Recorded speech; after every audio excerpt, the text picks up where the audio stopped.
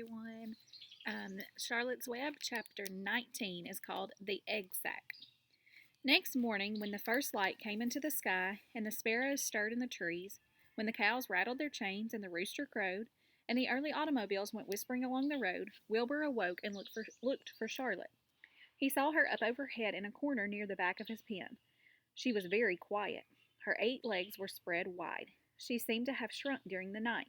Next to her, attached to the ceiling, Wilbur saw a curious object. It was a sort of sack or cocoon. It was peach colored and looked as though it were made of cotton candy. "Are you awake, Charlotte?" he said softly. "Yes," came the answer. "What is that nifty little thing? Did you make it?" "I did indeed," replied Charlotte in a weak voice. "Is it a plaything?" "Plaything? I should say not. It is my egg sack, my magnum opus." "I don't know what a magnum opus is," said Wilbur. "That's Latin," explained Charlotte. "It means great work. This egg sack is my great work, the finest thing I have ever made." "What's inside it?" asked Wilbur. "Eggs?" 514 of them," she replied. 514, said Wilbur. "You're kidding." "No, I'm not. I counted them. I got started counting, so I kept on, just to keep my mind occupied." "It's a perfectly beautiful egg sack," said Wilbur, feeling as happy as though he had constructed it himself. "Yes, it is pretty," replied Charlotte, patting the sack with her 2 front legs. "Anyway, I can guarantee you it is strong. It's made out of the toughest material I have. It is also waterproof. The eggs are inside, and it will be warm and dry." Now, sometimes if you look around outside, you might see an egg sack. I actually have one on my window over here. So the spiders have all done their egg sacs, and the spiders are growing in there now. Charlotte," said Wilbur dreamily, "are you really going to have 514 children?" "If nothing happens, yes," she said. "Of course, they won't show up until next spring." Wilbur noticed that Charlotte's voice sounded sad. "What makes you sound so downhearted? I should think you'd be terribly happy about this." "Oh, don't pay any attention to me," said Charlotte. "I just don't have much pep anymore. I guess I feel sad because I won't ever see my children." "What do you mean you won't see your children? Of course you will. We'll all see them. It's going to be simply wonderful next spring in the barn cellar, with 514 baby spiders running around all over the place, and the geese will have a new set of goslings, and the sheep will have their new lambs." "Maybe," said Charlotte quietly. "However, I have a feeling I'm not going to see the results of last night's efforts. I don't feel good at all. I think I'm languishing, to tell you the truth." Wilbur didn't understand the word languish, and he hated to bother Charlotte by asking her to explain, but he was so worried he felt he had to ask. "What does languishing mean?" "It means I'm slowing up, feeling my age. I'm not young anymore, Wilbur. But I don't want you to worry about me. This is your big day today. Look at my web. Doesn't it show up well with the dew on it?" Charlotte's web never looked more beautiful than it looked this morning. Each strand held dozens of bright drops of early morning dew. The light from the east struck it and made it all plain and clear. It was a perfect piece of designing and building. In another hour or two, a steady stream of people would pass by, admiring it and reading it, and looking at Wilbur and marveling at the miracle. As Wilbur was studying the web, a pair of whiskers and a sharp face appeared. Slowly, Templeton dragged himself across the pen and threw himself down in a corner.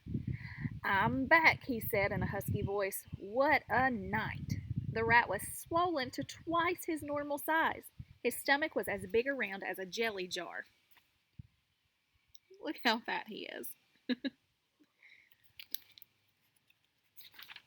"What a night!" he repeated hoarsely. "What feasting and carousing! A real gorge! I must have eaten the remains of 30 lunches.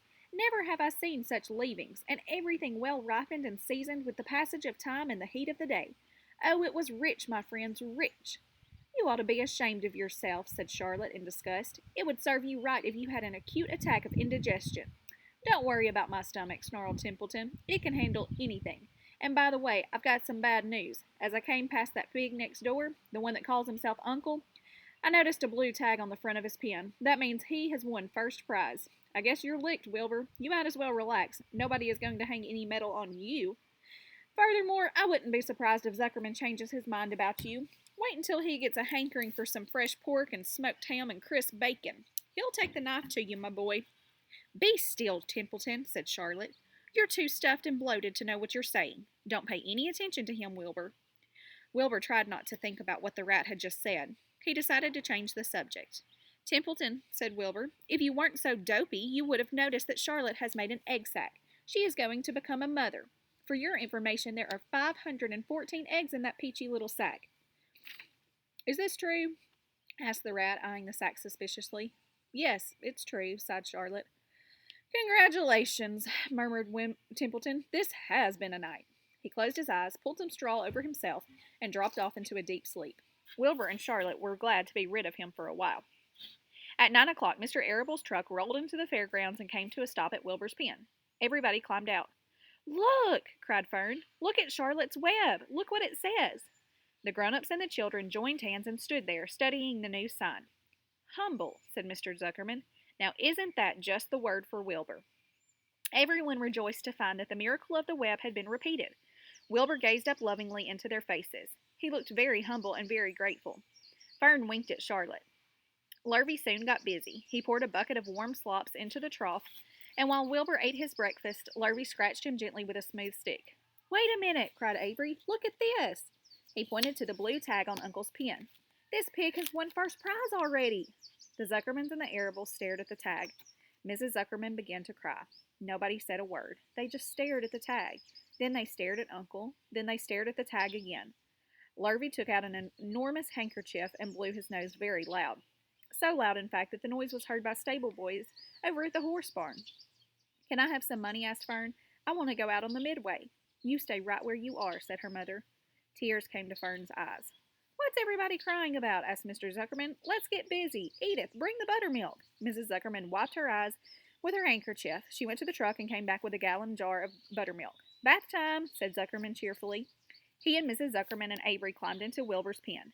Avery slowly poured buttermilk on Wilbur's head and back, and as it trickled down his sides and cheeks, Mr. and Mrs. Zuckerman rubbed it into his hair and skin. Passers-by stopped to watch. Pretty soon, quite a crowd had gathered. Wilbur grew beautifully white and smooth. The morning sun shone through his pink ears. He isn't as big as that pig next door, remarked one bystander, but he's cleaner. That's what I like. So do I, said another woman. He's humble, too, said a woman, reading the sign on the web. Everybody who visited the pig pen had a good word to say about Wilbur. Everyone admired the web, and of course nobody noticed Charlotte. Suddenly, a voice was heard on the loudspeaker. Attention, please, it said. Will Mr. Homer Zuckerman please bring his famous pig to the judge's booth in front of the grandstand? A special award will be made there in 20 minutes. Everyone is invited to attend. Crate your pig, please, Mr. Zuckerman, and report to the judge's booth promptly. For a moment after this announcement, the Arables and the Zuckermans were unable to move or speak. Then Avery picked up a handful of straw and threw it high in the air and gave a loud yell. The straw fluttered down like confetti into Fern's hair. Mr. Zuckerman hugged Mrs. Zuckerman. Mr. Arable kissed Mrs. Arable. Avery kissed Wilbur. Lurvy shook hands with everybody. Fern hugged her mother. Avery hugged Fern. Mrs. Arable hugged Mrs. Zuckerman. Up overhead, in the shadows of the ceiling, Charlotte crouched unseen, her front legs encircling her egg sac. Her heart was not beating as strongly as usual, and she felt weary and old. But she was sure at last that she had saved Wilbur's life, and she felt peaceful and contented. We have no time to lose, said Mr. Zuckerman. Lurvy, help with the crate. Can I have some money? Asked Fern. You wait, said Mrs. Arable. Can't you see everybody is busy? Put that empty buttermilk jar into the truck, commanded Mr. Arable. Avery grabbed the jar and rushed to the truck.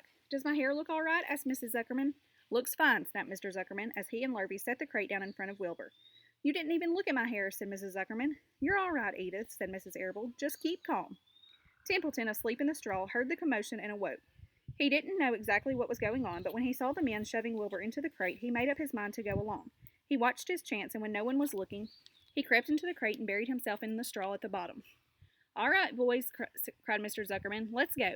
He and Mr. Arable and Lurvy and Avery grabbed the crate and boosted it over the side of the pen and up into the truck. Fern jumped aboard and sat on top of the crate. She still had straw in her hair and looked very pretty and excited.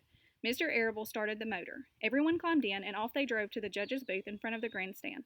As they passed the Ferris wheel, Fern gazed up at it and wished she were in the topmost car with Henry Fussy at her side.